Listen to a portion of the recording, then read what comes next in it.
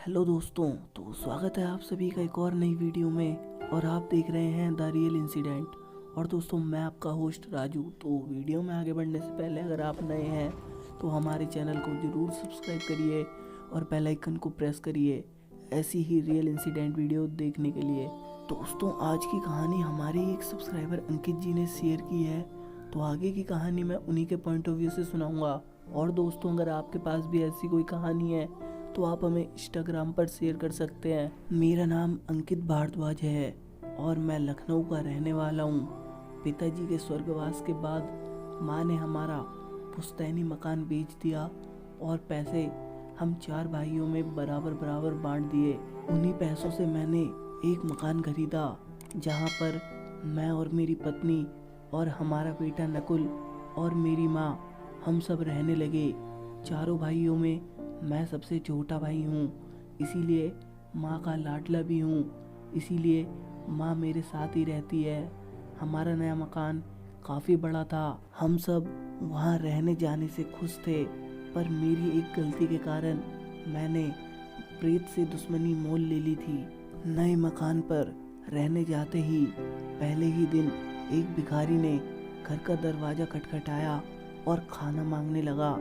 तब हम नए नए शिफ्ट हुए थे, खाना कुछ था नहीं, इसलिए मैंने जेब से 10 का नोट निकालकर उस भिखारी को दे दिया, पर उसने पैसे लेने से मना कर दिया और कहने लगा कि मुझे खाना दो, मैं भूखा हूँ और अभी मुझे मेरा सिर भी ढूंढने जाना है।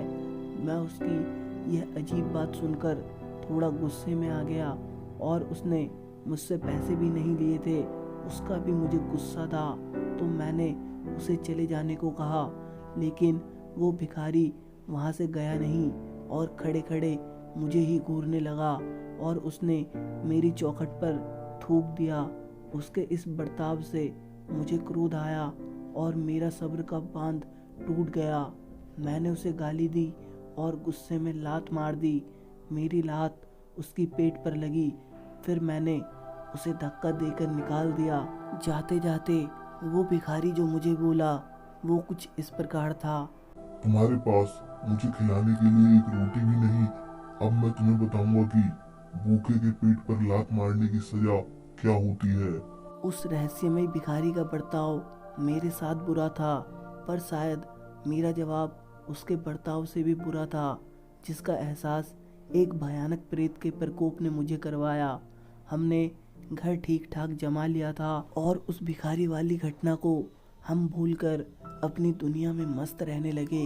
अगले ही सप्ताह सुबह ब्रश करते हुए बिना सिर वाला एक व्यक्ति मेरे घर के आंगन में मुझे दिखाई दिया। मेरे हाथों से पानी भरा लोटा छूटकर गिर गया और मैं चिल्लाता हुआ घर के भीतर भागा। घर में सबको यह घटना बताई, पर किसी ने मेरा विश्वास नहीं किया। वो सिरकटा प्रेत सिर्फ मुझे ही घूर रहा था, कोई मेरी बात मानने के लिए तैयार नहीं था। अब मैं खौफ में था, क्योंकि वो प्रेत अब मेरे घर में आने जाने लगा था। एक दिन वो प्रेत अपनी मुंडी हाथ में पकड़कर मेरे सामने आ गया। मुंडी देखकर मैं फौरन जान गया कि ये तो वही वाला भिखारी था जिसको मैंने लात मारकर भगाया था। मेरा दिल बैठ गया, क्योंकि अब मैं जान गया था कि मैंने गुस्से में जिस भिखारी को लात मारी वो सिरकटा प्रेत है जो मुझसे बदला लेने पर तुला हुआ था। मैंने उससे माफ़ी भी मांगी, खाना देने की पेशकश भी की, पर वो प्रेत मेरे सामने आकर खड़ा रहता और सिर्फ मुझे ही डराता। कभी कभी रात में वो मेरी चादर खींचता और अजीब अजीब आवाज़ें निकालता। उसकी सारी हरकतों को देखकर मैं पागल सा हो गया। इसलिए घर में मेरी छाप एक बीमार मानसिक रोगी जैसी हो गई थी। मैंने काम पर जाना भी छोड़ दिया और दिन भर उस प्रेत से डरता बैठा रहता और खौफ की वजह से घर वालों पर भी बेवजह चिल्ला देता था और झगड़े करने लगता था। मेरा यह अजीब बर्ताव देखकर मेरी पत्नी उषा नुकुल को लेकर उसके मायके चली गई। मेरी माँ को भी लगा कि मुझे शायद माँ बोझ लगने लगी है, इसलिए मैं ऐसा बर्ताव कर रहा हूँ। इसलिए माँ भी दूसरे भाई के घर रहने चली गई। अब घर के अंदर उस भूखे भेड़िए के सामने मैं अकेला था। तभी मेरा दोस्त रवि मुझसे मिलने आया। रवि ने फौरन सारी बात समझ ली और मेरे घर के आसपास रहने वाले जानवर, पशु पक्षी और आने जाने वाले भूखे भिखारियों को मेरे हाथों से खाना खिलवाया। और उस दिन के बाद मुझे वो सिरकट्टा प्रेत कभी दिखाई नहीं दिया और मेरी रूठी हुई पत्नी भी घर वापस आ गई। और माँ तो माँ होती है, हमेशा बच्चों को माफ़ कर देती है। माँ भी मेरे पास वापस लौट आई और मेरा दोस्त रवि दोस्ती का फर्ज निभाकर वापस लौट गया।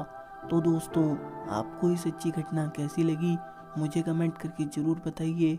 और वीडियो अच्छी लगी हो तो वीडियो को लाइक करिए और अपने दोस्तों के साथ शेयर करिए। और ऐसे ही रियल इंसिडेंट वीडियो देखने के लिए चैनल को ज़रूर सब्सक्राइब करिए। मैं मिलता हूँ आपको इसकी नेक्स्ट वीडियो में। तब तक के लिए गुड बाय, टेक केयर।